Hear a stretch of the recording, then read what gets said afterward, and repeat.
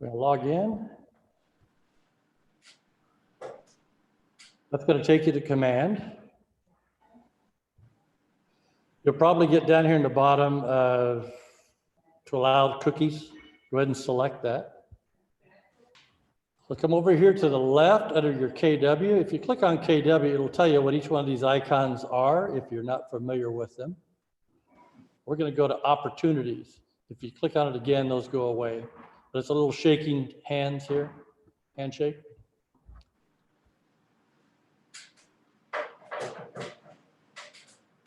You're probably familiar with this in command. I'm currently set on my team. You may have a personal account as well on there. If you're working with your teammates, you'll want to be logged into the team. If you're not on a team, it'll be a personal account here. So I'm going to go into create an opportunity because I've got Mickey Mouse and Minnie Mouse selling a house, and I have Donald Duck and Daisy Duck buying it. So I need to create an opportunity with those specific people. I'm going to do a listing first. So it's a listing. I'm the owner. Client is going to be Mickey. Co-seller is going to be Minnie Mouse. And the opportunity name itself, I've been told by the market center that we should be using the actual addresses of the listing. 1, 2, 3, 4. Somebody's.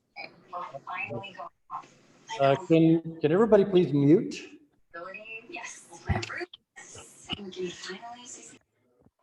Yes. Yes.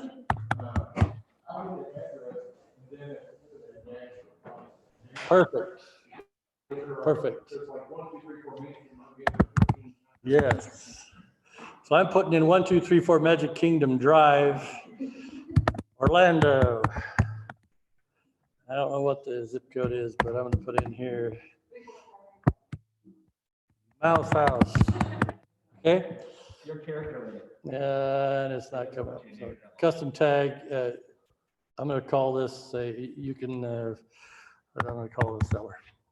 So if you start typing it in, it should come up, unless you created a custom tag differently. You don't have to put in estimated close date, but if you know it, go ahead and put it in. It'll help you. It'll actually help track your financing as you're going through the opportunity. Yeah. Estimated listing price, I'm going to put it at 200,000. Commission, I'm going to go 3.5% commission. How's that? No, let's do 3.2. Sorry. I'm going to get greedy. The phase I'm going to be in is going to be active. It's going to be an active listing. I can skip here. I could put cultivate appointment active. I'm putting active in because I want to get to it quickly at this point because we're going to go active. And create it. That's going to create an opportunity. First thing it takes you is to this details page. What I would suggest you do is go ahead and fill this out. So click on the pencil, scroll down here, time frame. They want to do this in a month. My estimated closing date, if it's today, I'm going to say it's January 8th. I had an appointment with him on the 1st. I scheduled it on the 1st. I had the appointment on the 2nd, and I actually won the agreement on the 2nd. So I had a really productive meeting with him, right? I'm not going to put in the contract date because we don't have a contract on it yet. We're just listing it. I'm not going to put close date in as well. So that fills out this side over here for me. It kind of gives me an estimate of what the commission's going to be. Now I'm going to put in the address of the property. It's in the United States. 1, 2, 3, 4.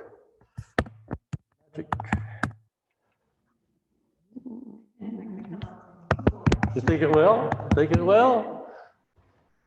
Check it out. Look at that. All right, so that pre-filled it for me. It's in Orlando, it's in Florida, Orange County, and here's the zip code. So it actually found it. That's where Mickey Mouse and Minnie live. Now over on this side here, you can also select this and fill in buyer's agent commission. 2.8, sellings 3.2. You can put in your percentage of closing cost. I wish they had this as a dollar amount as opposed to percentage because it throws me off every time. I wish I could just put in $3,000 and go for that. That's something we've asked for and they're not doing it yet. Prorated taxes, we can put that information in there if you like. You don't have to. If you know what the HOA dues are, put those in.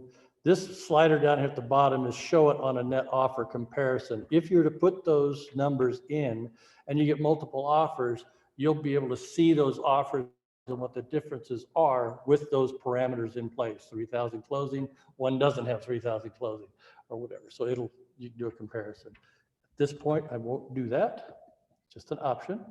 All right, so now I have my information all filled in for the mice. I'm gonna go to documents, right? This is all still command, we're not there yet. So I'm gonna go to documents. And over here on this left side over here is pick checklist type. This is an Indiana listing. I'm gonna check Indiana listing and it's gonna pre-fill the documents that I'm required, conditionally required, or optional for compliance, okay? And now they've just added this in color. So now we can kind of see what is necessary and what isn't. Same thing under contract. If you select under contract over here, you're going to have required documents and conditional documents. So you notice over here under start a transaction, I haven't got it set up to DocuSign or .loop at this point. So if I pull this down arrow here, I get a choice of DocuSign or .loop. So .loop is available for us right now. We're trying to transition it over to DocuSign. So if I select DocuSign, goes away on the 15th of this month, so a week from today. the account will be open until the 15th of January, but that is the last payment. Yeah, well, okay, nobody knows that. 15th of December. If anybody is caught using .loop, yeah, you have to pay for it yourself. 15th. I'm sorry. All right, so you want to fill in your DocuSign login. Who here has DocuSign set up already? Everybody got it set up? Okay. Sorry, just go back and admit somebody in the room. Somebody fell out. How do I get him in there? Jay, how do I check to see if I've got it already? All right, let me stop sharing my screen here. Hold on. I need to admit somebody over here. There we go.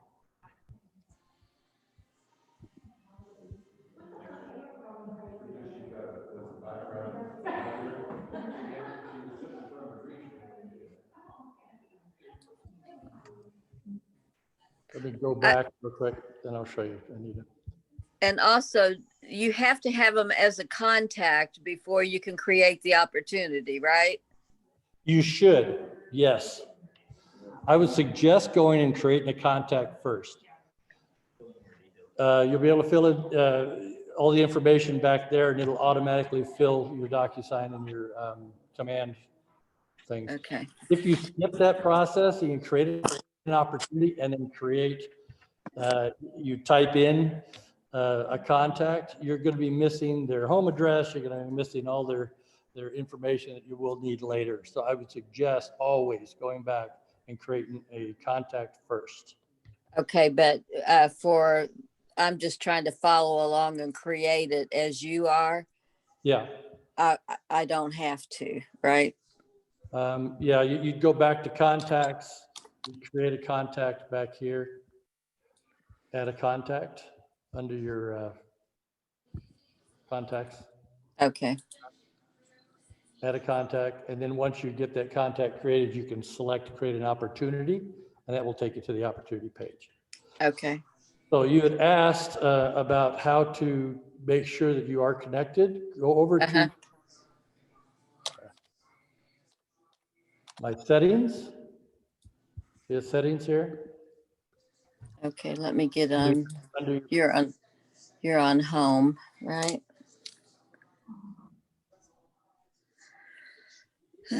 Settings. up here, under your picture, settings. Okay, I'm up under my picture settings. Okay, I found it. And you want to go and right here at the top, you're going to see DocuSign. If it's not connected, it'll say connect. Okay, it is connected. Process to do that, okay? Okay. No, if you're not connected, all you'll get is .loop as a choice. Correct. And Sean sent out a document that looks like this.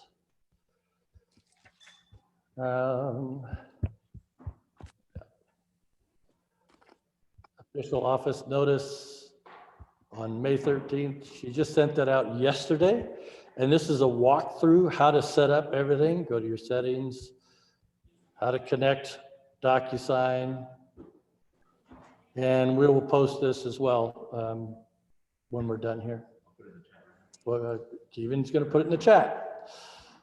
Okay. Yep.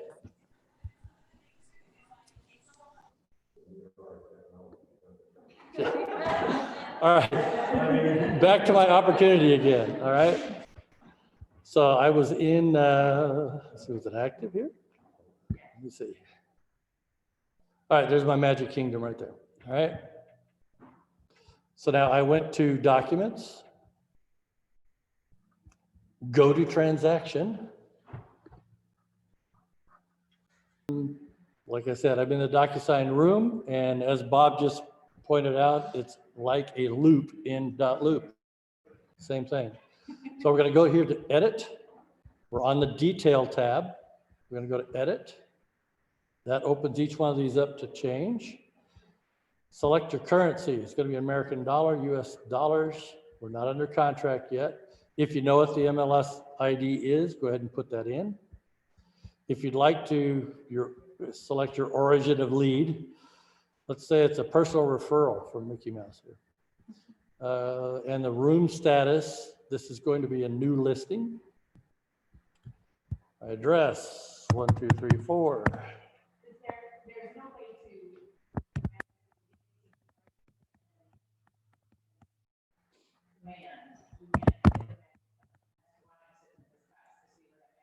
to It does not do that automatically. It should, but it doesn't. So we have to type again here. the seller information, the contact Yeah. information. Yes. Everything on this side over here does. Yeah. Yeah.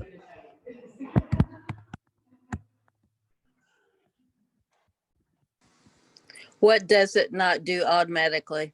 Doesn't grab from command the address that you already put in previously. Even though it's here at the top, I don't understand why it didn't fill it in here. I really don't understand why. So that has been a question that's put up there, and they haven't resolved that quite yet. So yeah, it's still the opportunity. That's right. That's correct. All right. So Orlando, Orange County, state, Florida, postal zip code. I have no idea. Doesn't matter. Yeah, property type, residential attached, year built. I don't know. When was it? 1959 or something like that was Disneyland? This is Disney World. Special circumstance. If it's a contingency, seller of foreclosure, historical, HUD, whatever you can choose over here. If it's a, correct. All right. So listing details, listing date's going to be today. Expiration is going to be 6 months from then.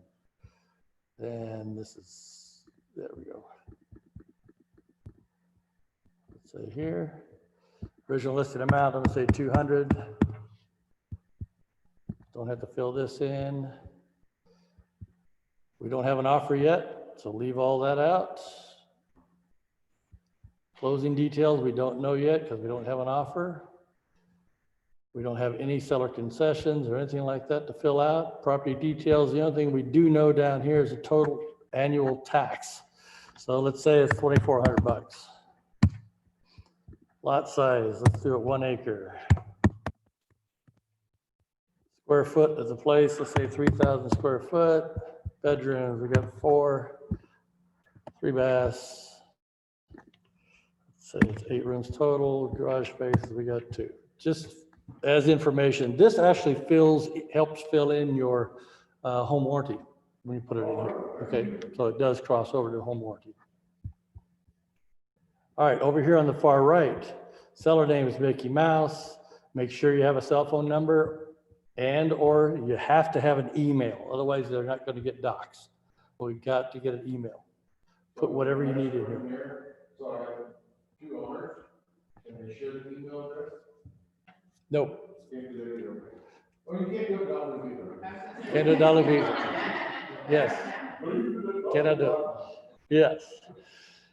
Unless you sit there next to them and, yeah, still the signatures aren't going to happen. So put in anything that you have here. If you know what their home address is, if you got a buyer or something and you fill in the buyer information, you put in the home address, that will help you later. Right now, I wish this would have carried over 1, 2, 3, 4, or whatever. If you put something in here, it's actually going to use it. Okay? On the contract itself? Yes, it will use it. Why don't they put the address up there? Don't know. If they're living in a different place than their son. So that, Correct. the one in the middle is what's gonna populate your contract. Correct. Correct. What is correct, Jay? Yeah. Whatever is here is going to fill in your contract. So this information on this side is just, it's like mailing address. Like say they're selling a house that they're not actually living in. So anything over here would be contact information. Anything on the left side is about your deal. So seller number 2 is Minnie Mouse, and she's got a different phone number in addition. Minnie the Mouse at hercrib.com. Listing agent could be myself, my information. If there's a second listing agent or your co-agent, put them in there. We don't know who the buyers are yet, so we'll leave all of that blank. It was pointed out over here under seller. This information here is actually what goes on the doc. If you have a legal name that they're going to sign it that way, put it in that way. Mickey L. Mouse or whatever. Okay. And we're done. Be sure to go to the bottom and hit save. Now, once it's saved, it all fills in here, and we can go to the Documents tab. Okay? So select the Documents tab. We have an empty room with all of those details. And the first thing that I do over here, some might do something different, but I go to Actions, and I create a folder. I call this Listing Docs. Create. So go to Actions, create a folder, and I created a Listing Docs folder. This Room Docs folder is everything dumps into the Room Docs. No matter what you do, it dumps into Room Docs. In order to keep organized, I create folders that I can click and drag or move those documents out of the Room Docs and put it into the folder. Anything assigned goes into a folder. Anything that you've created goes into a folder. Only the original docs stay in, the forms stay in the room docs, okay? So I will go over here and I'll add another folder and I'll say offer, because I know I'm gonna get an offer. I also create something called certificates. So I put a 0-certificates. 0 will put it at the top of the list, top of the folder, up there, up out of the way, where I can't see it. What's that?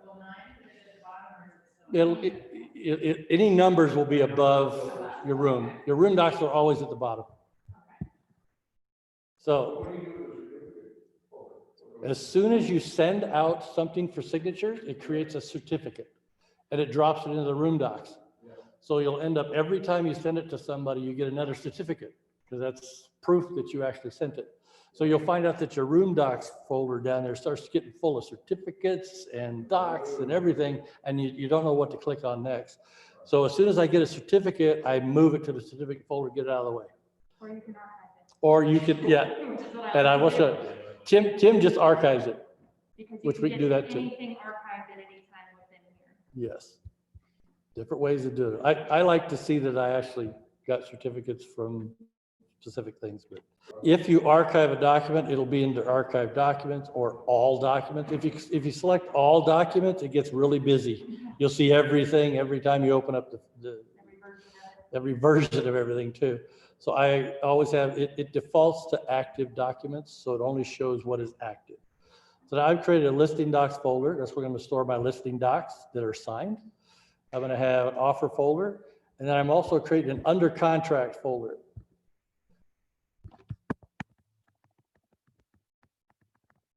Okay, so if I have an under contract folder and I have an offer, and then and we accept that offer, all of those docs now come out of the offer and go into under contract. So when I come back into command to do compliance, I just go right to my under contract folder. I know exactly where everything is. And I also rename every doc in there, and I put a dash executed if it's been signed by both parties. If it's executed, then I know I can just click on anything that says executed, dump it up to Bob, and he signs it off. Okay? So in order to do that, you can come over here to the side and you can rename any of these folders. You'll be able to do the same thing once you have actual documents in there. I know I'm going very fast, sorry. Stop me if you get confused.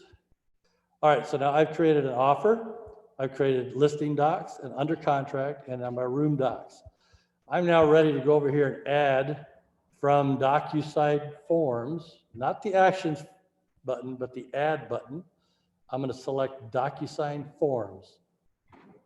And if things aren't coming up there, it's the NRDS connection. Now, yes, that's, if you select this, wait, let me cancel it.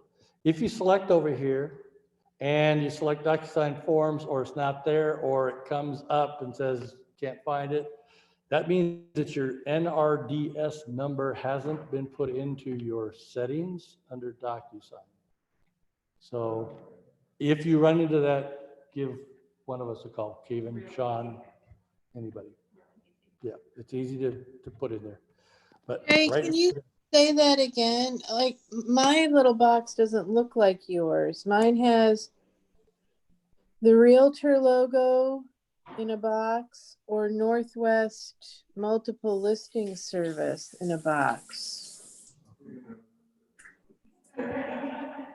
then you don't have your DocuSign fully connected to your command. Well, isn't that special? Yes, because you haven't put in your NRDS number yet. So you should have gotten a box when you were connecting it that said, find your NRDS number here, and click on that link, put in your agent ID, and then it should come up for you. And when would I have done, I'm sorry, when would I have missed that step? When you first connected DocuSign to command under settings. It was a box that came up that's very easy to just click through. All right, I'll figure it out. Thank you. I'll figure that out. Thanks. Yeah, we can get back with you on that. Yeah, that's Okay. fine. On the add button, you'll see DocuSign forms. When I select DocuSign forms, you get DocuSign forms library, or if you pull it down, you'll get forms group. Our Market Center forms are under DocuSign forms group. So if you select that and then go to select group, you'll see we have GLAR, residential buyer, listing. We have Indiana residential buyer, residential listing, vacant land. So this is a listing, so I'm going to select the Indiana residential listing packet. This is the packet that Sean put together. So we don't have commercial there, correct? No, So we need to worry about that. no, don't need to worry about that yet. So residential listing packet, I'm selecting it. And automatically over here, it will have things selected that you should have automatically in there. I'm also going to select the real estate sales disclosure. I don't need the amendments or the addendums yet. You can select all if you'd like, but you can have a lot of forms that you're not even going to use, okay? Yes, you can always go back later and add a form when you need it. Like if somebody needs a mutual release, you can go back in and add a mutual release. If you got an addendum or you need addendum 2, 3, 4, 5, you can go back in and grab each one of those. So just grab what's necessary right now to get you going on your listing. So I don't need that. I need the lead-based. I need the COVID, affiliated business arrangements. Let me say this too, I agree with you, get what you need, but understand, if you don't have everything you need, when I go through now, I'm making sure all the required documents are there. If they're not there and you close, you're not getting paid That's right. until they are Yes. And that's the whole purpose of in command, where now it's highlighted in kind of a off color red there that it's required. You will not get paid unless that doc's there. If you don't have the doc, come back into DocuSign and look for it here. Heretofore, we weren't holding people to that, Correct. but we are now. Bob is going to hold you to it. I'm selected the home warranty. Some will use 10 things I like about my house. I want to do the client contact form. If you need a listing checklist, go ahead and grab that. If you need, let's see, here's utilities, alt dispute. And I grabbed the residential farm and import form, so. Is there a way in the future, maybe to mark those in red that we know are required on the, in the command center? It's in DocuSign. I don't know. That'd probably request going to DocuSign itself. It may just be a setting, who knows? But- All right, so now I've selected those and I've added them, and you'll see at the very bottom, under the room docs, now I have a whole bunch of docs. And you'll notice that it says form on each one of these. The difference here, these are fillable forms. These are not the docs that are signed. These are not anything that's been filled out. It's a template, okay? It'll always be a template. We'll use these templates over and over and over again as we work through a deal. You're just going to be overwriting the information on these templates. If I get a second offer, I'm going to be changing the name of somebody. I'm going to be changing things in this form. Don't ever move these forms to one of those folders. Keep them down here in the room docs. These are templates. These are not, There's no signatures for it. there's no signatures, no nothing. This is what command is filling on a regular basis. If you change the details in command, details in DocuSign, it's going to change these. And if you change them in here, it can change the Yes. details page too, so it's a two-way street. It's a two-way street. If you change items on a form, it will go back and refill out your details on your DocuSign. So if I made a mistake in my filling out of details and I misspelled somebody's name and I noticed it on a form and I change it on the form, it will change it back in DocuSign. It's back and forth. The problem with that, some of the little boxes on a form, there's a few places on a few docs that if you fill in, like say at the bottom of the home warranty, it says agent's name on the second page there on the data form, it says agent's name. DocuSign has that set up as buyer's agent. Well, what if you're the seller's agent and you're buying it for somebody? If you fill in your name down there, it changes the buyer's agent's name. Okay, so we're fixing those right now. So just know that whatever you put on a form can go back and change your details. Not after it's signed, no, only on the form. Yeah, yeah. But if you go and, yeah. But if you changed it there and it changed in your details, and you go and fill out a different form, it's going to grab the buyer. You're now the buyer's agent instead of the listed agent. So There are some things that you got to kind of watch out for. All right, so all of these are blank until I click on them. So if I'm going to go to the listing contract exclusive right to sell, as soon as I click on it, it's going to go back to the details that I had in DocuSign, and it's going to fill that form in for me, just like it did in .loop. So it filled out Keller Williams University Consultants, Mickey Mouse, Minnie Mouse, Magic Kingdom Drive, in township. Give me a township. So is there a legal description? You did the details in the very beginning. That's why I want you to send us something without a legal description. Correct. I can't sign it. Correct. Yes. Township, parcel It, number, legal. it will only fill in the things that So is common with everybody. Okay? So is there something, I mean, is there a way that we can add that to the information that you're inputting in the very beginning? Can we change the form so that that's automatically added? I don't know who created that original input form, whether that was probably.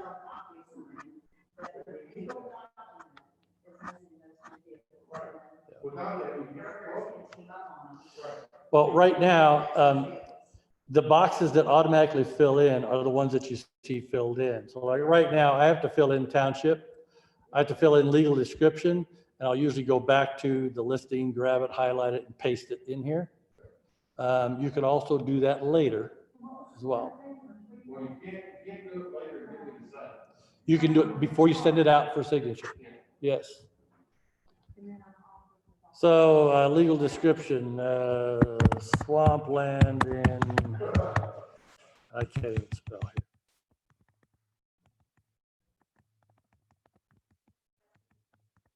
Swampland in Florida. All right, contract begins on 12/08. That did not pull through.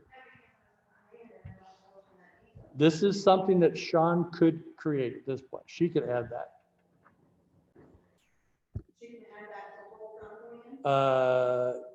Yes, if she labels it correctly. Like, see here as I highlight over it, it says listing contract begin date. So she would just have to select something on that input page and then tie the name of it to that when she's creating the form. So probably, yeah.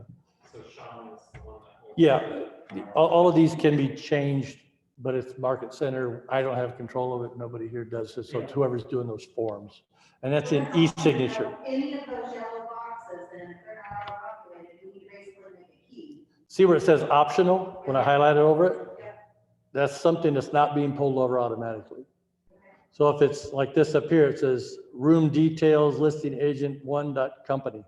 So when that was created on the input form, it was tied to that specific address. And so it's grabbing it. So we didn't talk to Sean. Yeah. And you can also create your own team templates in eSignature using a blank form and do this exact same thing. Okay. That's another class down the line. But yes, it is flexible that way that we can do it. And if you didn't have a date in that optional field, it just wouldn't populate anything. So when you bring up the form, you would still just type it. So Correct. if you're hurting anything, No, you're not hurting anything. that field would- Always go through and check for blank things. So I know you have the numbers in the list price, and then it didn't populate in longhand. No, It doesn't do that either. No. that's a very small box. Yes. And I do not fill this in. Yeah. I fill it in after I'm getting ready to send it in the envelope, and then I can change the font size to smaller so I can get that whole 200,000 something dollars, you know. Yeah. That box is limiting. Yeah. And I can't resize the font. And I'll show you how to do that when I send it to somebody. So I leave that blank. Date of possession, I'm going to say to be agreed. Come on, catch up with me. There you go.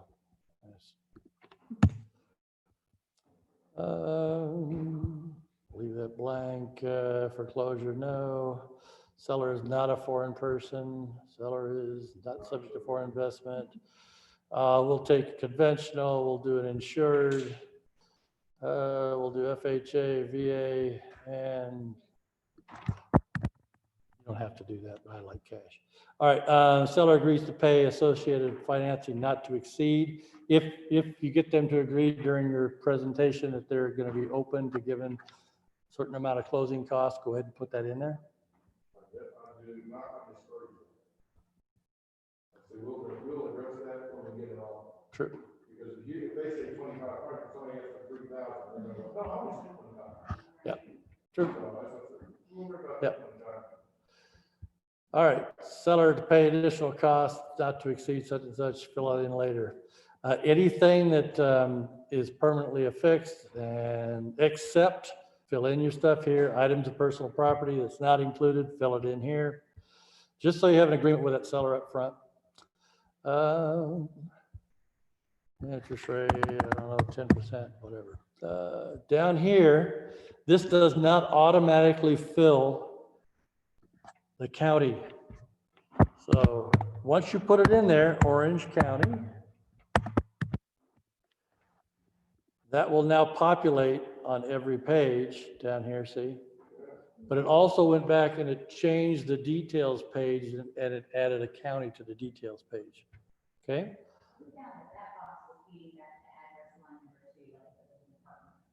Right, instead of, it pops up address too, instead of. Oh, does it? Yeah. What's the long box? That's where it ends up on everything. When you guys find these problems, if you can send an email to me, Mhm. we'll get it. Y'all are asking for a lot. Well, yeah, if there's anything that doesn't come up correctly, let us know. All right.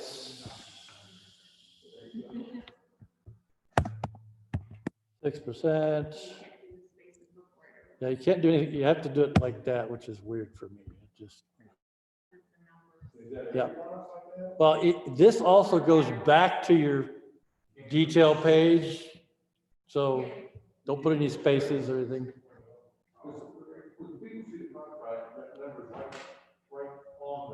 Yeah. So sometimes it's hard for people, like me to see, so. But you can't do it anymore. Yep.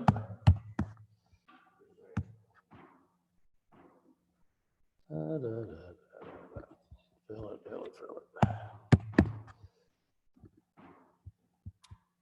One thing that's tricky on that one is that one will sometimes feed back to the seller commission, the listing agent commission, which if you're taking a 3.5%, Yep. overall box feeds back on one of these. Yep, gotta watch it, yeah.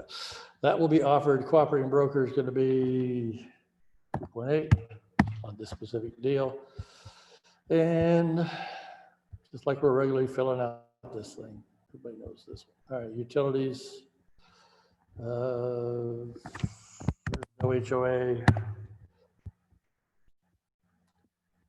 Bob, if we leave it blank, is it okay? Do we need to have something in a box? No, we can live the plan. All right, It's just, we just need to know that you're gonna have to have that information, before it closes. Yep. So it's probably a good idea to go in while you're there. same thing with mortgage institution, all that. You're definitely gonna be collecting all this stuff, but if you don't have it, fill it in later. Hopefully you actually already verified what the mortgage is, and what the Yeah. balance is, by seeing the mortgage statement, when we take the listing, so that we don't get further down the road and find out that, what it means.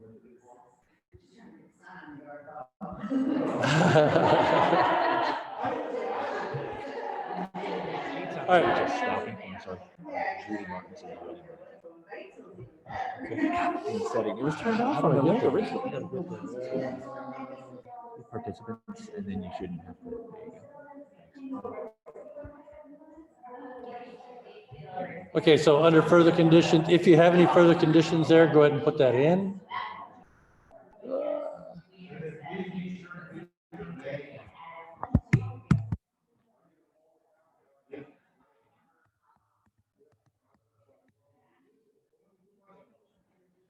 Add it in that field that gives you three Yep. spaces. I'm waiting for it to catch up. All right, any data that's on this space here, because Keller Williams Realty Consultants is so long, put in a space or two. RC 5100-0613. See how I offset that? I put 2 spaces in. So now it says consultants without running into the license, okay? Purchase agreement, and you identify the umbrella consultants, and you have to go 1, 2, 3, 4, 5. Yep. Jason before hitting 5, 7. At the top of the purchase agreement. Correct. Correct. We found these glitches and stuff too, that are all workarounds. Yeah. Okay, so now let's say this is done. We're gonna go down to the bottom here or the top, and we're gonna hit save and close.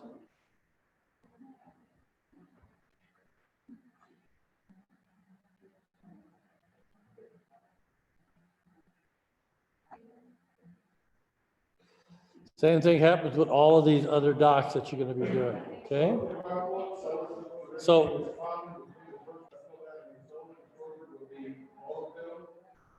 The address would be, salary. if I go to seller's disclosure, where do you go to seller's disclosure? All right, if I pull up seller's disclosure, you cannot fill in all of these things. It's all pre-assigned to the buyer or the seller when you send it. Correct, correct. As soon as it comes up here, you'll see. So you'll notice that none of these have boxes that are selectable because we don't want the agent filling that out. Okay, we don't. You can put in your date up here. You can change anything that's in here. Look how all that kind of runs into each other, which I hate. Yeah.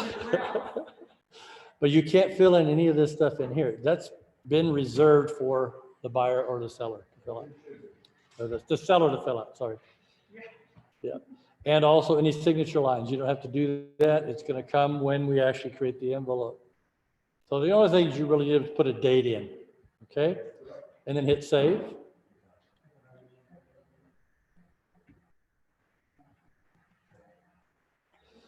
Same thing with lead-based paint. Do I have to go through any of this other stuff? APHW is the only one that might be tricky. Okay. Yes. Lead-based paint.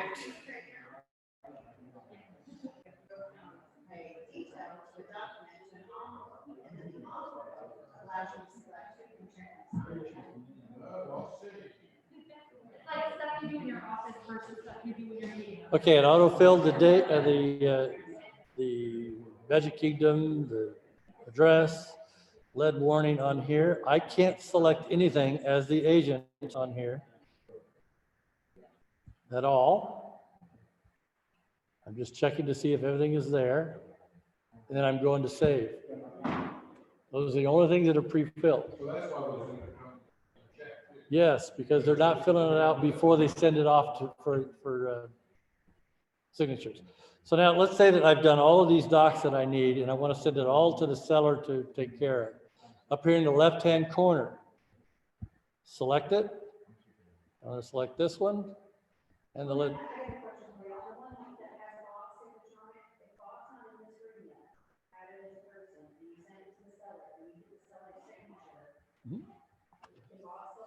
Yes, you send it to him again. Okay, because I'm adding the rooms, Just as an FYI, my best practices on my side is I always send it to the seller first, back to me, sell it to the buyer, back to me.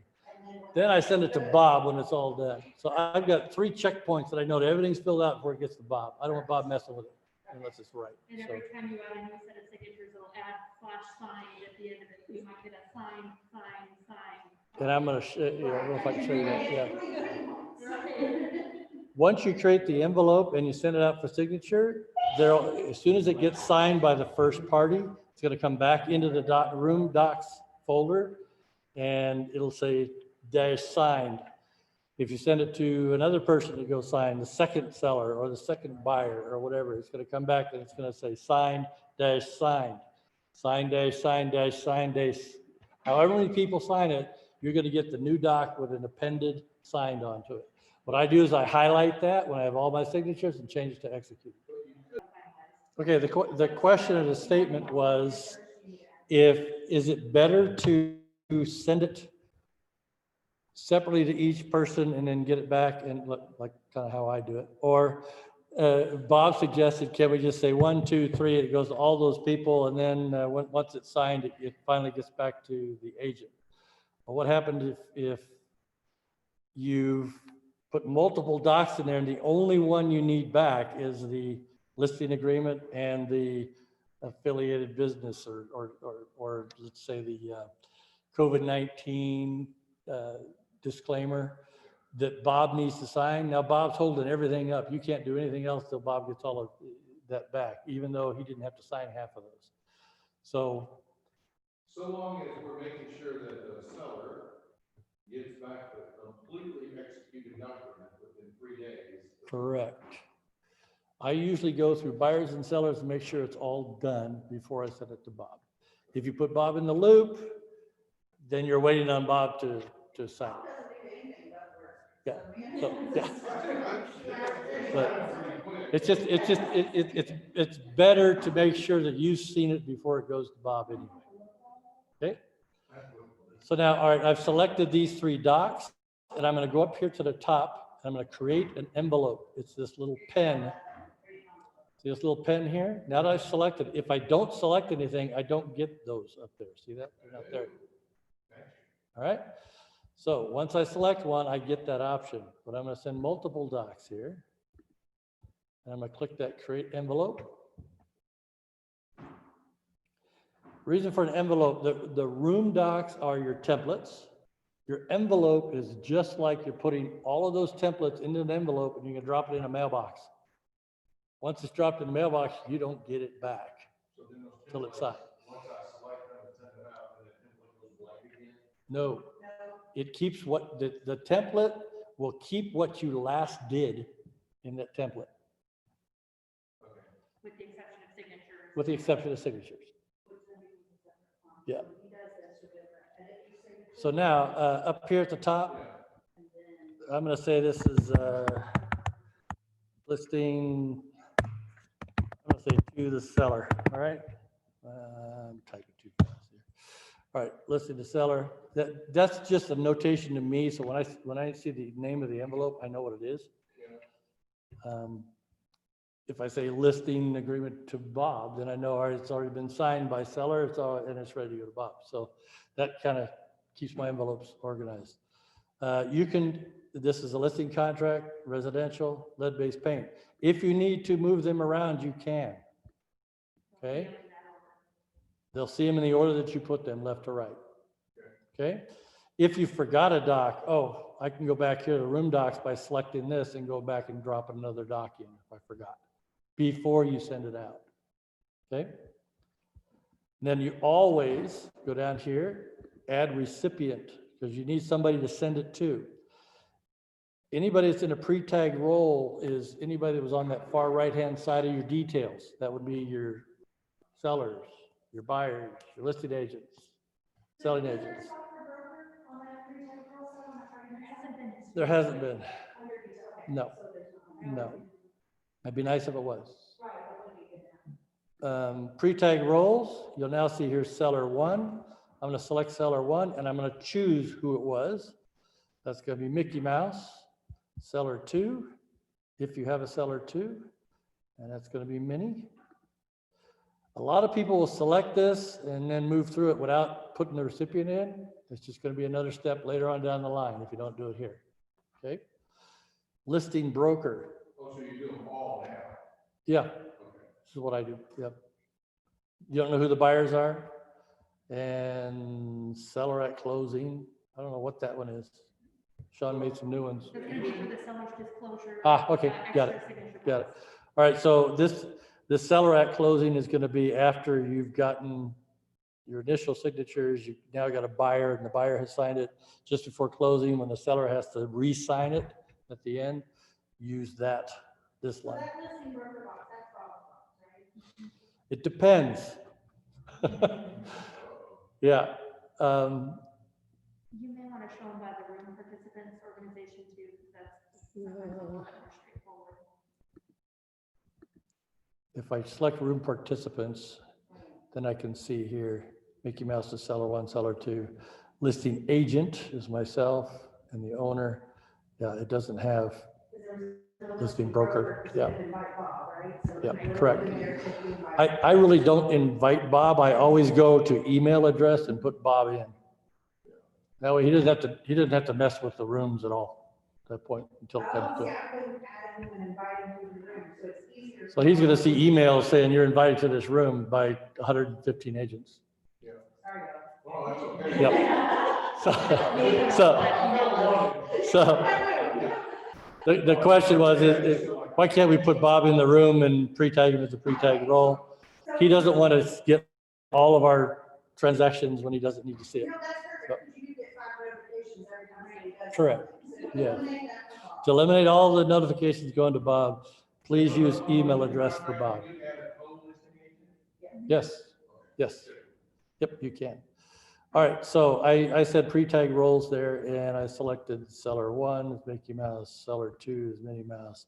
Listing broker, we don't sign our listing agreement, so I'm gonna leave it blank, okay? So I'm gonna add the selected here. We don't have a buyer's agent. Do we have a listing agent? There's me, yeah. All right, so. And add selected. And what that does is it creates, these are the recipients that are going to receive it. So you have a choice here. You could have seller number 1, Mickey Mouse. I always go off of who's going to fill out that seller's disclosure. Who's going to be the best person qualified to fill out that seller's disclosure? Is it the wife or is it the husband? Who's going to know the information on the utility form in schools? Okay? So, take this, grab this up here, let Minnie fill it out first. Okay? All right, and they're all still 1, so everybody's going to get the same time. So, yes. They can change each other's. Yes. If the first one fills it out, the second one can change it. So not good. So it might be good, but. Regardless of what their name is, the box out to the side. Is the order that they'll sign in. Yes. Or receive it, I should say, they don't even get it. And it's not letting me do this. I'm gonna just make me 3 here. It only lets you do it. I think me being signed it first, but yeah, it's all right. Never mind. All right. So. Make sure you did it right before you send it to them. Yep. Make sure this doesn't swap around, because sometimes this gets a little squirrely. So I got Minnie Mouse signing first, I got Mickey Mouse signing second, and I'm signing it third before it goes to Bob. It's going to go to Bob when I send it to Bob. It's not going to go to Bob automatically. Okay? So down here, this is what they see in their subject line. So it automatically puts in there, please DocuSign. That annoys me, so I said, yeah. Please sign your listing docs. All right. And now you can save, and it'll save a draft of it if you haven't finished it yet. And it'll save it in your envelopes as a gray color thing. Then you come back, click on it. No, it doesn't. No, it doesn't. All right, so now if I hit next, it's a pause that allows me to kind of look at everything first, okay? It's creating those docs with everything that I selected. It's dropping in the names of the people involved. It's allowing them to put signatures, allowing me to put signatures wherever I want them to. Over here on the far left, the top corner, I have Minnie Mouse, Mickey Mouse, or myself. If I want Minnie Mouse to sign it, I select her. If I select Mickey Mouse, I get a blue colored signatures and stuff. I select myself, it's in purple. And then you'll see as I get down to the bottom of these listing docs, where the signature line is, see how the colors are here? Minnie, Mickey. Remember when I switched them back here? Minnie Mouse is in yellow. all right? She's gonna sign it first, but the program knew that Minnie Mouse needed to sign here. That she was selected as buyer number 2 or seller number 2. It doesn't matter the order I get the signatures, it's still gonna end up in the right place. So now at the bottom of here, this is Mickey Mouse's signature. That signature line needs to be above your line. These were placed by Syra or somebody below the line. And you can resize this if you'd like as well, okay? Same thing with date. I'm kind of OCD about this type of stuff, so I move stuff around. Now the date, if I leave this date where it's at right now, it's gonna run right off the edge of the page, because not only the date, but the time that they signed it. I always drag this to the left.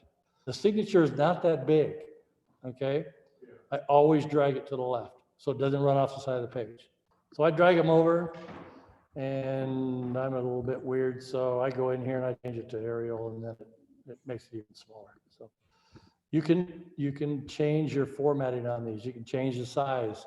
This is where you change your font. This is where you change your size at this stage. And that's where you were gonna put $200,000. Correct. spelled out with So that. now if you look up here, this wasn't completely filled out, right? So if I've got some items up here that weren't filled out, Orlando, Swamp, Indiana, legally described as, no matter who it is, I can put Mickey, myself, or Minnie, or whatever. I can go down here and grab text, and I can go put it over here.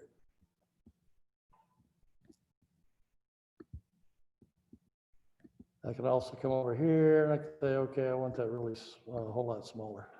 And you can shrink that text line down. Start typing in here.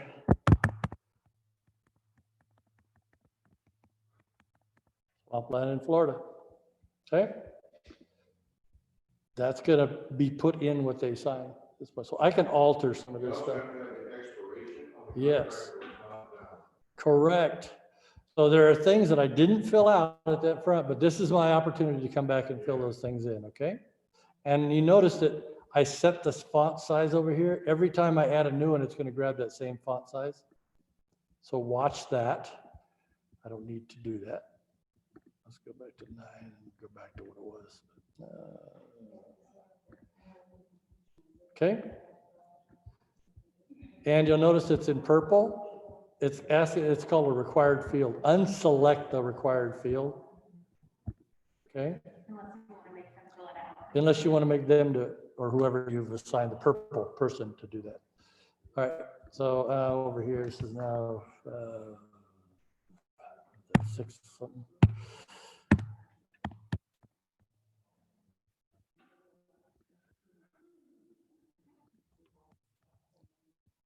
All right, 200,000, same thing here, just text. Yeah, remember that? Now I'm gonna resize this, pull it down, uncheck this box. I'm gonna type in here.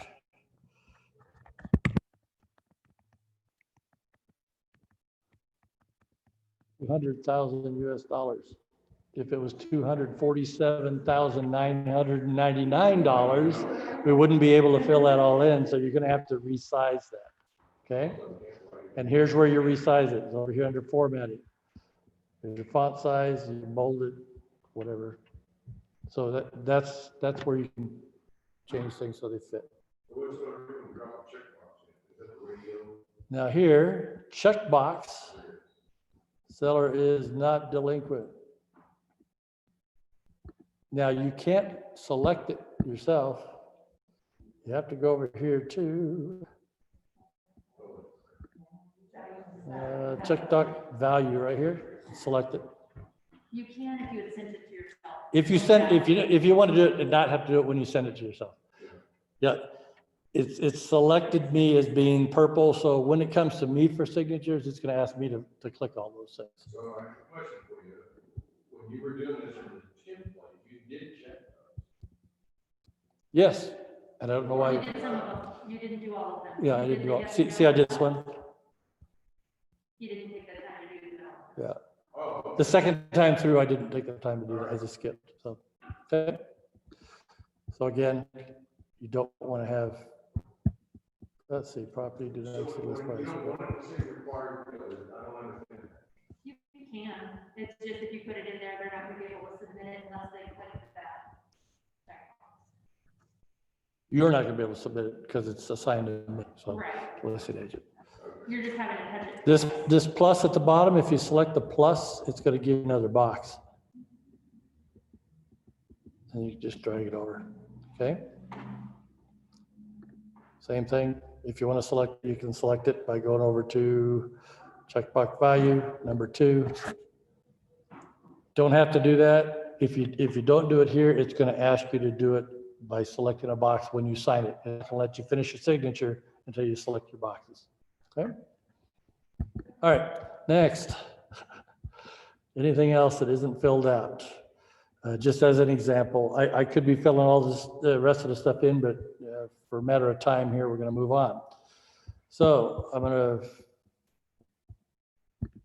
change over to Minnie, and let's see where she has to sign. Yes, those look good.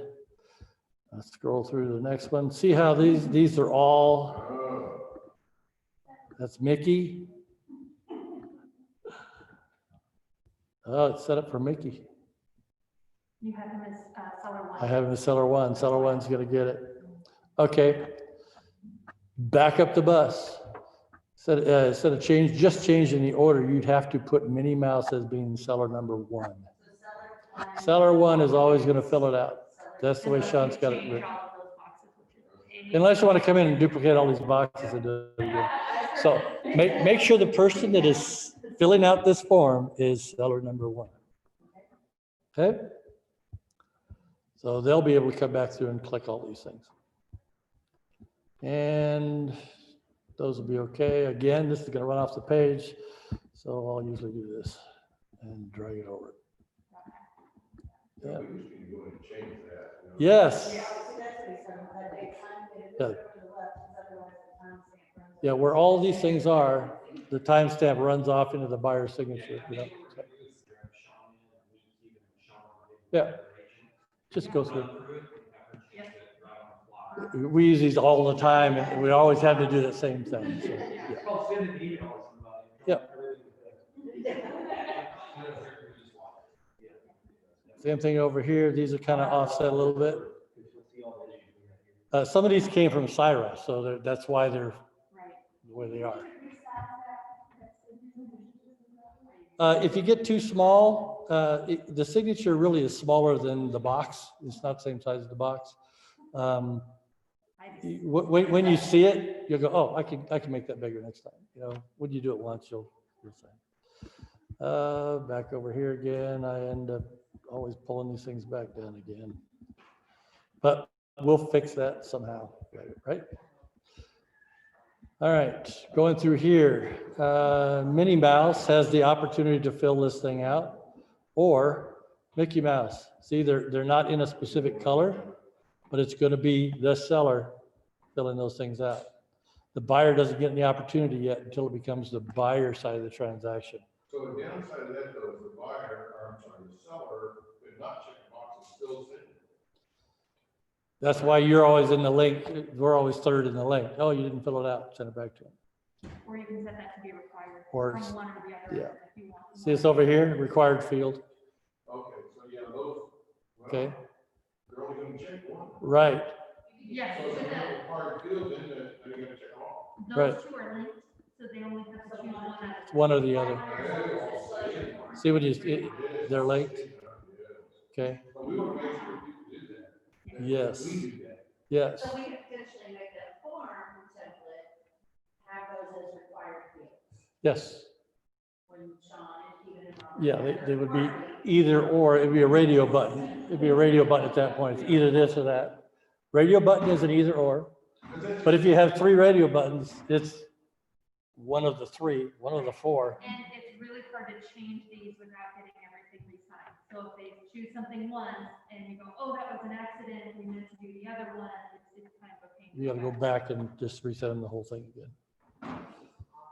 All right, so down here, I line these things back up again. Like I said, we've got to fix this. So Jay, when you're filling that out, when you go on and sign yours, Yes, if it comes to me first. If it comes to you first. Yes. Right. I can't sign it while I'm doing it. DocuSign, I can sign it on the fly, so I'm filling it out. Yeah, so you can't click it right there and sign it. Hmm. Yes, it's a dead cell. But if you're first in line, when you hit send, it'll ask you, do you want to sign it right now? So it doesn't. Oh, I see. Turn around. Okay, so these are all filled out. I'm just gonna send it just for time here. Send it. So the problem I'm gonna have here is I just made up those email addresses, so I'm blocked at this point. I can't do anything. So if you do that, you're So- gonna get a notification back from DocuSign that says, hey, you didn't deliver this. Yeah, couldn't deliver it. That's right. So it comes up as waiting for others to sign. If you click on that, you can see where it's stuck at. Minnie needs to sign. Mickey needs to sign. It'll say completed, needs to sign, completed, needs to sign. Okay? If you made a mistake and it hasn't been signed yet, Yeah. you can come up here and go to correct. And you can go back and fix your mistake. Okay? So you put yourself first and see what that. Oh, I'm going to put myself first. So if it's been signed, you can't make any corrections at all. Correct. So If like it's been signed, been signed, so which signature do you start off? you can't get rid of somebody who's already You signed it. have to make a new envelope. So now that I've changed the order again, I'm going to send it again. I put me first. But And if somebody signed it and had an error, you should be able to click on the form, later template, you already filled out all your information. Yeah. And there's a way to copy it, make a new copy of it. Oh. So you won't have to repopulate everything, redo all those fields. You can actually get a duplicate of the form that you've already done. I just got a notification on my watch that says you need to sign this listing doc. So here it says waiting for others. If I click on it, it says needs to sign. Notice I can come at this point and I can go ahead and sign it. Gotcha. All right. So if I sign it, it's going to prepare the envelope for me to sign.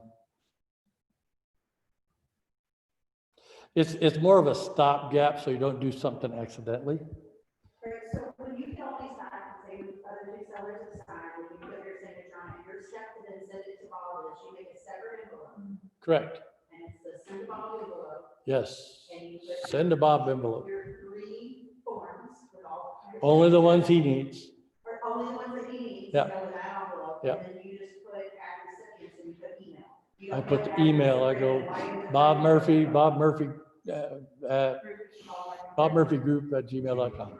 Yeah. Gotcha, okay, and then that just, he gets one email with the request to sign. He doesn't Right. get every time I Correct. say something. All he needs to see is what he needs to sign. Because he's gonna see the others at compliance. Right. The ones that he needs to sign to get you going, send him those. Some of those, Yes. those are the ones that are, you know, yeah, but that makes sense because literally every time I sell or sign something, he's gonna get a notification for every single form, so you're going inbox. The one thing I did want to mention here is you'll notice on this as I'm signing it, you see the little boxes that I dropped in there? Yeah. They sometimes can cover some of this stuff, so. They don't disappear. No, so be sure to kind of keep that box away from other Sign stuff. all the way. Yeah, until it's signed all the way, then those boxes go away. Then it's nice and clean, yes. Yeah, but just make sure you line things up. Okay? Now, I can go through this thing, double check. If I need to, I can always go back. I'll go back. No, I didn't fill that out. I can go back and it takes it back out as long as somebody hasn't signed it first. I really always put myself first. No matter, seller's always second and third. Now I might even send it to myself last, first and fourth. So I've seen it, I've gone through it. Yeah, I've signed all my stuff, send it out there, comes back to me, I see it. Oh, yeah, I can still adjust this if I need to. And on the front page, like on our virus side, when we want to design an MLS data sheet or any of that other stuff that we're gonna upload, we just upload the form, we don't have any tricks for that, it's just the normal, instead of add forms in the library, we upload it from our computer and add the initial. Yes, I will show you that real quick. So now all I gotta do is hit start and sign and see how little that was? So that big box that I had, it's not very big. All right, so You'll learn and see, it only came to here, but since I moved that over, now it's stayed within the parameter here. Okay. Hit finish, and it's going to send it to the next person. And I got a notification I just signed it in my email. If I click on it again, I know that I've signed it. It's green.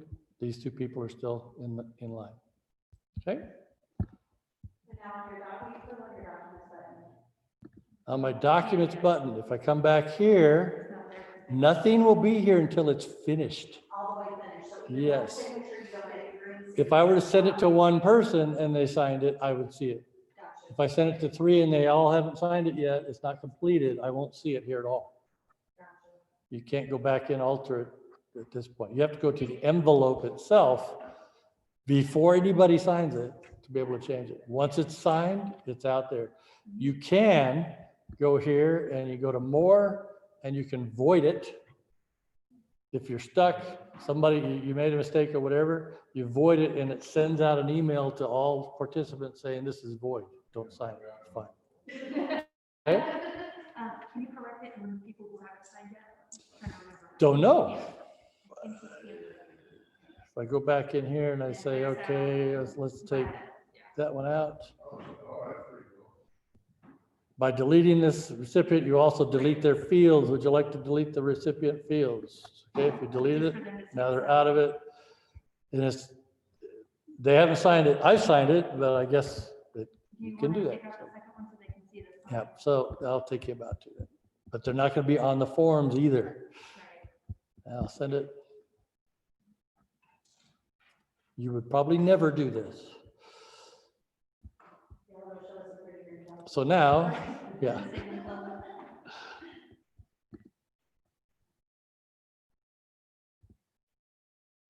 Took me to the room. There it is.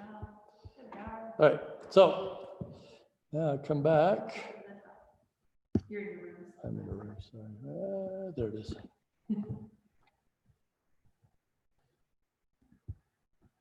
Documents. So now, where is it? No. So if you took somebody out, but you had already signed it, can you add them back in? You can create a new envelope for No. them off of your signed copies. Yep. We can't do it. So, all right.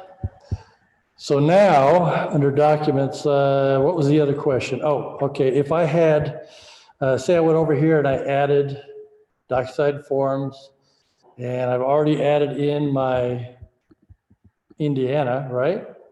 What if in there I didn't have the right form that I needed? If I go back here to Forms Library and then select this, I get IAR, KW, and SIRA.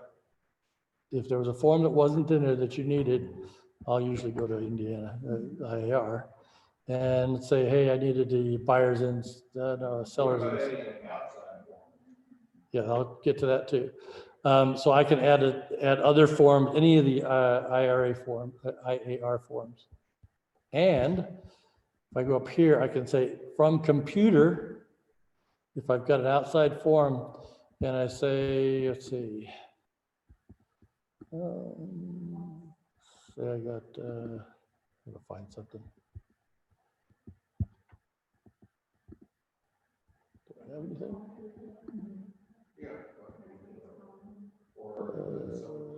Let me put in a buyer's loyalty agreement. Okay, I just dropped in a buyer's loyalty agreement. It's not in the listing, but it comes down here at the bottom as a PDF. Yeah, yeah. So now, if I select it, all I can do is see it. It's not going to pre-fill anything because it's an actual flattened PDF. So I click on it, I can look at it. If I do this and I send it to myself,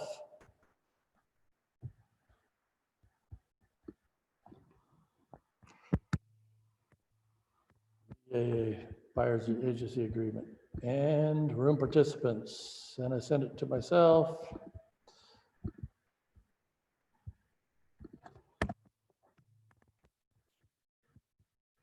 Next.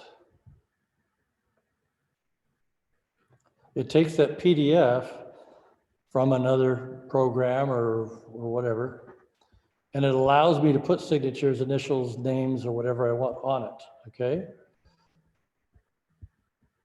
So say I wanted my signature down here at the bottom, I can drop it in there, and I can drop in a date. And if I want to put the license number in, I can do that.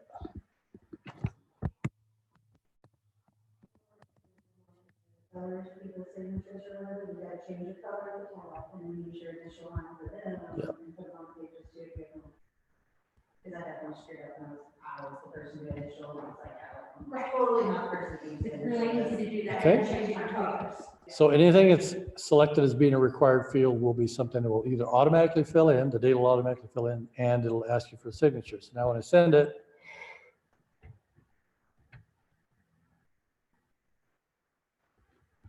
needs my signature, I can select it and sign it.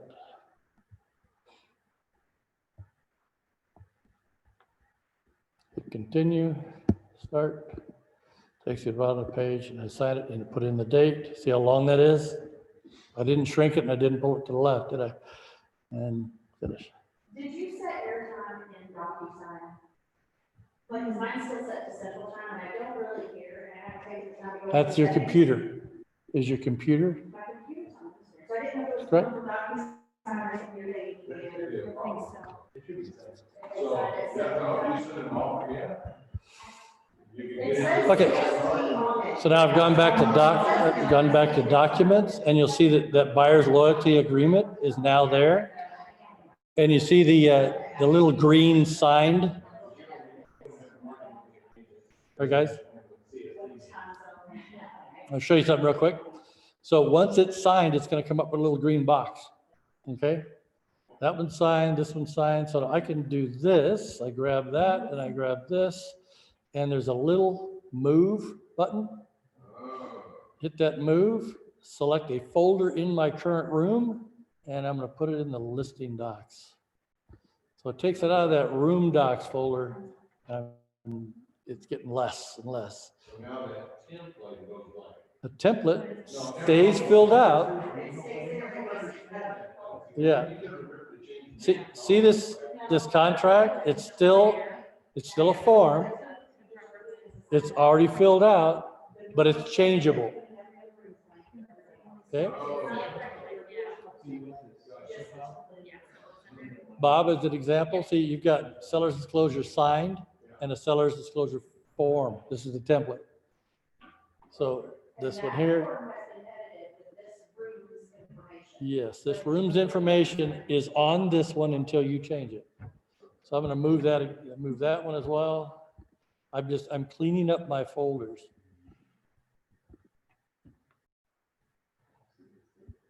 Now, if I were to send that back out again to somebody else, it'll say signed, signed, signed, signed, signed. When you get to the last one, it's all signed, change it to your final name, and then go back in, select those, and archive them. Get them out of there. Creating an envelope with an already signed doc, not that for your form. Correct. You'll get that signed. So now I go back to the command. Yes. Sync. And it'll all pull all that stuff over. Yeah, so now if I go back to command, here we go. Yes. You're going to go back to command. So the seller's disclosure and the detail sheet, order from outside. Correct. So how are they won't sync automatically. I'll show you. So now, all right, I'm back into command. This is my listed folder. We say listing. That's the required doc. I need the listing contract. So I'm going to add a file. It's my required file. I'm going to select DocuSign. And over here, I'm going to select the folder. Which one did I put it in? I put it in the listing docs folder, right? Okay. So I'm looking for the listing, right? There it is. Drop it in, and it's in there for Bob. Oh, but you gotta do one at a time. Yes. Now here, affiliate business agency, seller's disclosure, same thing here. DocuSign. No, it's not really any better than DocuSign. Well, it's not worse. That's true. That's right. just different. Multiples, yeah, attach multiple files, same thing, DocuSign. The other thing I do out of DocuSign is just download hot documents. And then when I'm clicking add file, I grab it from my computer faster. Because it doesn't then reach out to talk to DocuSign. So I don't have to worry about that. So it's just easier. Notice the one that I already put up there is grayed out, so I can't do it again. All right, affiliate business, I just have to select where it's coming from. You're always looking in the Yep. folder though. Yep. It looks like. Yeah, here, it doesn't give you that option to look in a specific folder. It's only gonna grab it from the room folder. So if you didn't leave them in the room docs, you're not gonna see them. But to me, it's more important to get that room docs folder manageable than to have to go search through 4 different versions of one, which one was the last one signed. So. And right now, I'm still swimming in the chaos where all my documents are together using the creative folders. And then Okay. eventually I'll get to it. So now, But it's like baby steps. once you've put your signed doc in here, let's say that you had to alter it or you had to get it re-signed again or something like that. The only option you get if you select over here is remove it or print it, okay? Now, once it's been submitted to Bob, it's gonna say replace. You can't remove it once it's been submitted to Bob, okay, for compliance. It's gonna say replace, and you can replace that file. It'll come up in purple, and it'll notify Bob, oh, there's something been replaced. He needs to go look at that one now, okay? You can remove it before he sees it. Now, when you do that mid-market center button, is that the one that then pops up with the whole commissions breakdown sheet and all the other information? When you hit submit to market center, that means it's going to Bob. Just for the compliance. That's all it is. You don't get a commission tab until you create an offer. Roger, and I share that. Okay. So when you send it to me, Roger also gets to see it. Okay. So then I Okay. go through it, and then I tag it, okay, so be the fan, or don't ever pick those guys. put it in- So is everybody still with me? Where would you like to go from here? All right, so back to DocuSign. So this is how you're going to submit it to compliance. I'm back in DocuSign again. Notice I said there's certificates. See, I sent it to 2 people. I've got 2 certificates in here. This is getting full. Kim likes to just select them and archive them, which is right here. What you can So do. the odds of having to refer back to them are so slim. Right. Yes, They're always correct. there. They're never gone. They're always there in the archive if you need to see them. Once I've archived them, you go up here to the top and you select archive docs. Well, it's redrawing here. Always wait for it to reset. So I can go up here and I can say archive documents, and you're going to see there are the certificates. Okay. Well, one thing that I like. Yeah. It's just a different way of doing it. That's all. Combining to make it happen. Okay. One thing that you'd like. Okay.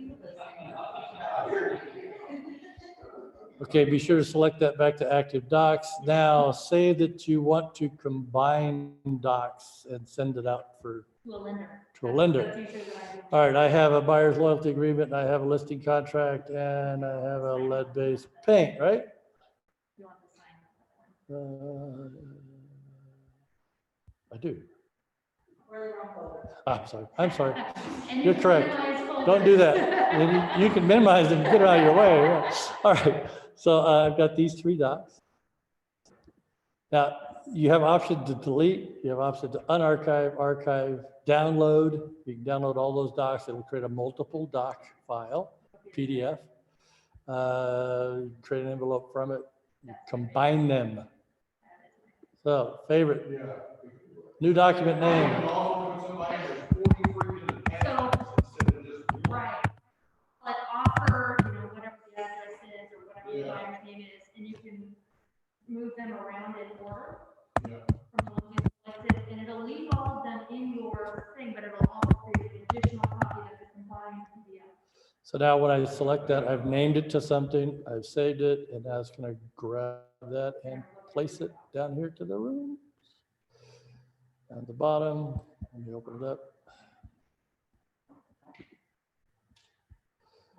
Where'd it go? Where'd it go? Where'd it go? There it is. So there's my PDF. It's a PDF that I'm sending to a vendor. Now, if you select this here, you can download it there to your desktop. Or if you just select it, up here in the corner, you can also rename, edit, split it, move it, copy it, email it, fax it, everything you can do for this.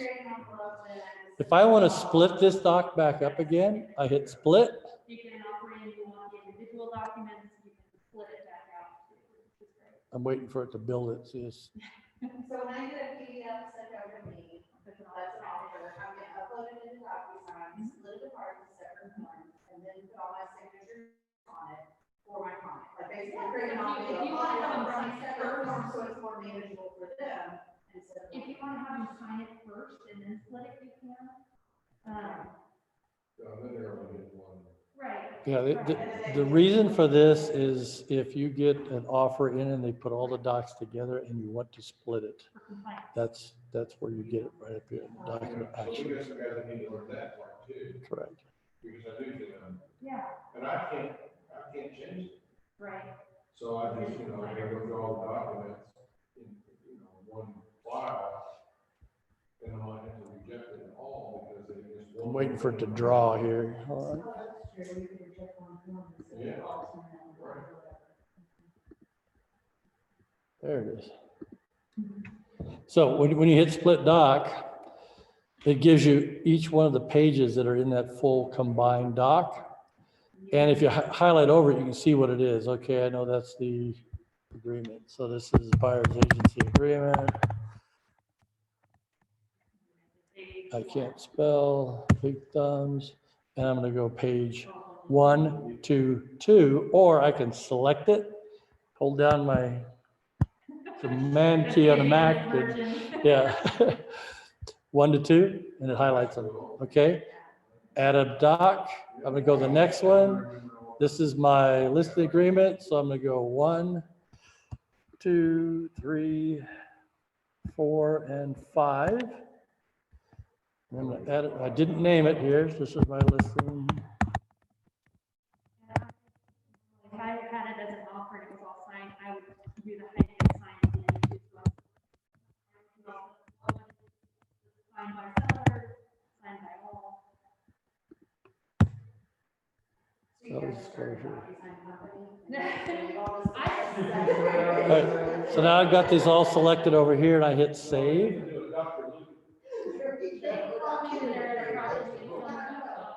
And then what it does down here at the bottom, it now gave me in my room docs again. There's a seller's disclosure separate, there's a listing agreement separate, and there's a listing, well, that's buyer's agreement. Okay, so that's how you split them after they've been combined, and that's how you combine them before you send them out to somebody. You select the actual doc and go up here, document actions. Okay. And let's see, what else? Go back to the, She's a great skater. Hello, go ahead, ask the question. Jay, this is Debbie. I had a question. Okay, Earlier today, I was trying to put a listing into this program. And for some reason, it wasn't letting me put it in 812 Living Group. It said that I was not connected, but I had been before. But I just went back to that listing, and for some reason, it has popped up into 812 Living Group. Is there a secret to getting into the group? are you the rainmaker of the group? No, Mike is the owner. Probably just a contact with somebody. Say, I can clear my cookies. Yeah, close your browser, open your browser, clear your cookies, or open it up in incognito mode and try it again. And it is, the contact gets you go up here, you go to File, New Incognito Mode. What sometimes happens is that contact gets locked. And when it pulls it back up, it's going to go back to the last point where you had that contact, and it might be corrupted. So I would just suggest closing your browser, open it back up in incognito mode, opening up your command and going back through it that way. That'll clear your browser. Okay. That's the quickest way to resolve stuff. And if it still happens after that, then there's probably something with the connection that you have with DocuSign and the email address that you're using. Yeah. We'll have to resolve that with you individually. Okay. That's something to mention too, is that the email address, if you change your email address at any given moment, sometimes it'll tell you there's an issue with your email address, and you're like, no, that's not true, or it hasn't been that recent. But by disconnecting the account, just go back into your settings. Yes. And disconnect your DocuSign and just reconnect it with the most recent email, and it should send back. Yeah, what Keevan had just said, for those that are online, say that again. I don't even know the easiest to say. Yeah. No, hey guys. So something I've seen a lot recently. If you start to notice that it may give you this prompt or error message about your email address or your most recent update to your email address, what you want to do is go back into settings and command, and then disconnect your DocuSign and then reconnect it. So just reconnect, log back in with your most recent email address, and it should resolve that too. But if you have those issues, definitely shoot me an email. Call Keevan. Send him an email. All right, any other features here?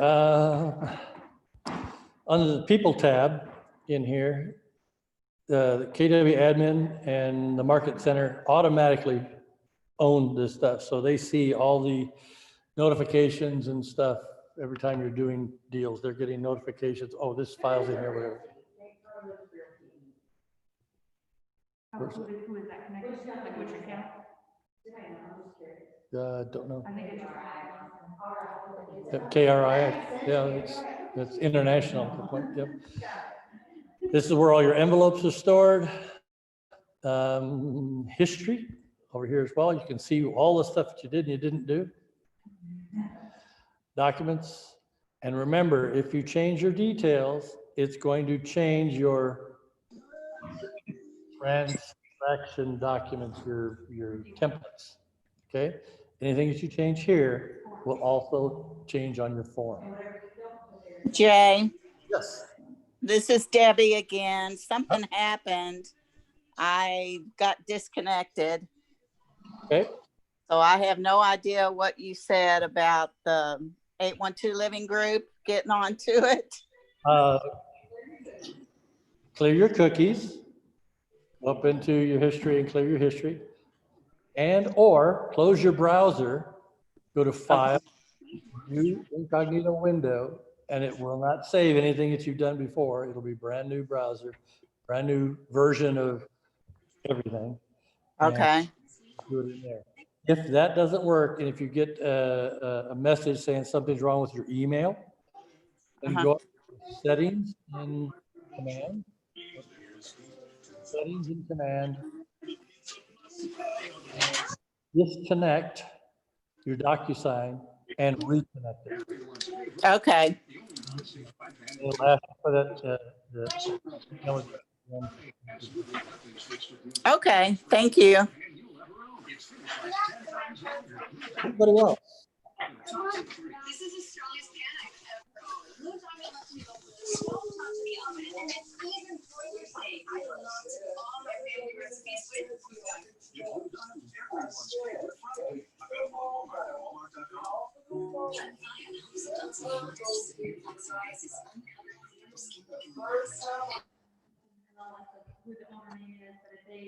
Debbie, you're muted, right?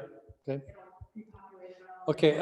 Yeah, it was just brought up here in class that if you put in buyer information in here and list and buyer's agent information, if you get multiple offers, any form that you fill out is going to put that buyer's name and agent's name on your form. So Don't put that in here until you have an accepted offer and you're under contract. That would, and you know exactly how they want to sign, because it's going to put on your form, it's going to put Mary L. Smith, and they might want to sign it as Mary Smith. So don't put anything in there if you don't know, because you can always allow the other agent to put that information in when they send the form back to you signed. Okay? If you have both sides of it, go for it. Go for it. Just, you know, that's great. Okay? And I always check in here. Sometimes when you're filling out forms, it might fill in a listing agent, buyer, or whatever. If you put information in a box that you probably shouldn't have. Like I said, on that home warranty, on that second page, if you put in yourself as the agent on there, it'll change buyer's agent to you, even if you're the listing agent. So we will correct that on the market center side, so that's not an issue. But these are some of the things that we're running into. Just always come back here and check.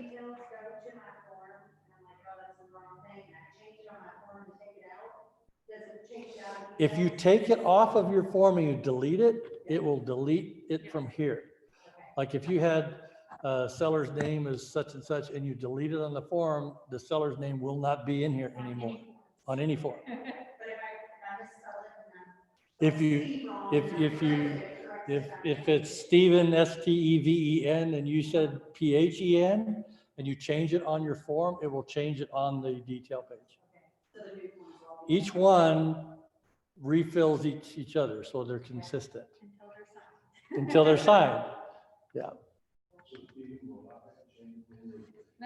Yes. And I suggest that you have that conversation with your buyers and your people.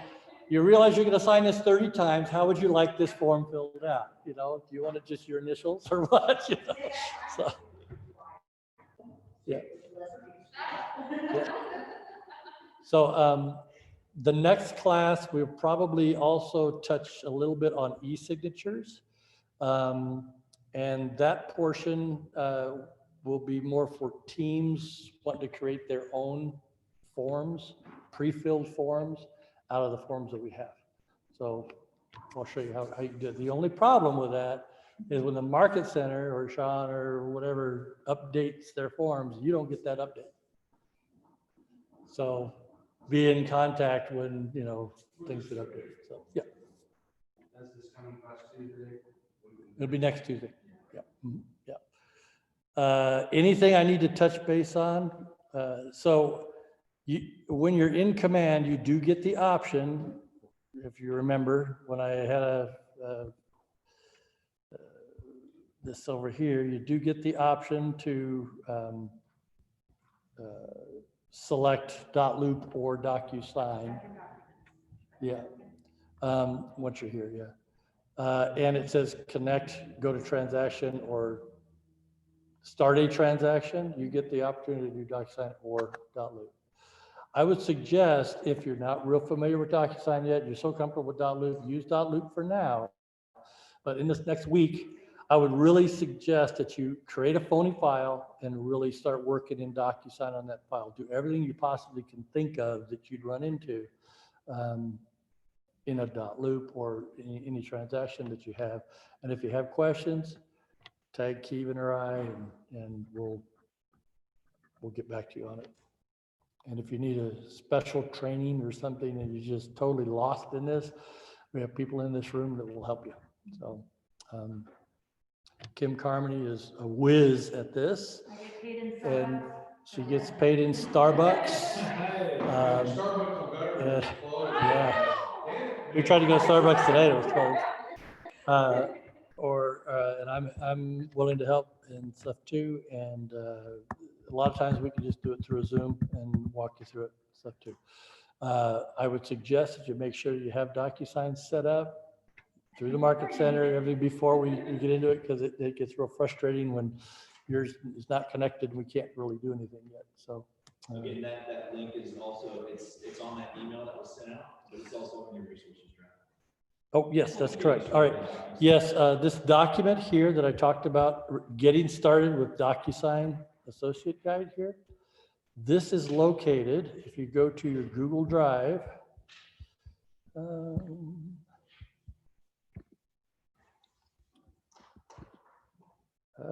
Google Drive. All agents have a KWA resources folder right here. If you click on that, come on, open it. Where is it?